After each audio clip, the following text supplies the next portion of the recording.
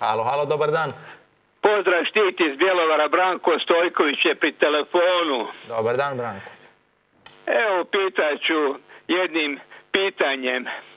Šta je bilo sa svim ratnim zarobljenicima koje je Franjo Tuđman zarobio 1945.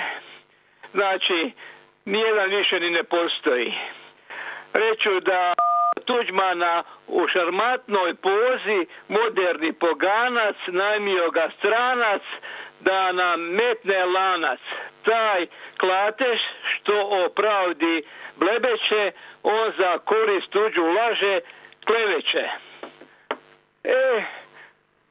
Ovi što pričaju, kritiziraju, imaju dobre mirovine preko HDZ-a, imaju lažne invalidnine, pa normalno da brane. Jer kad bi došlo, kad bi se napravio sistem kak treba, onda ne bi više od niko imao mirovinu, onda bi to bilo sve na reviziji.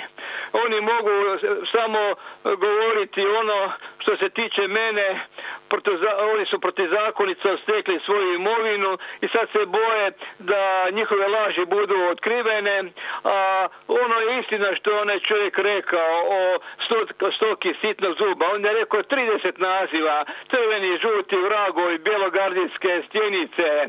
Šta je Tuđman po Bjelovaru i po Moslavini radio i po Čazmi? To treba istražiti. Jugoslaven je bio Tuđman, a on je Račana dopeljao u Sabor. Pa šta imam ja kad me neko govori da imam Račan? Pa Račan je isto za mene bio jedan promašeni slučaj, jednostavno. Eno, njegov sin je u Saboru sad izabran. Pa ko ga izabrao? Pa ovi što mene kritiziraju. Doktor je prenovirani bio Tuđman, imao 4 razreda osnovne škole pučke. To je onaj čovjek rekao. Nikad on nije doktorat savršio. Ja mislim da je on bio jedan najveći mistifikator hrvatskog naroda. Pozdrav, Štit iz Bjelovara od Branka Stojkovića. Hvala na javljanju, Branko, ali evo, htio sam postaviti pitanje, samo pustimo to sve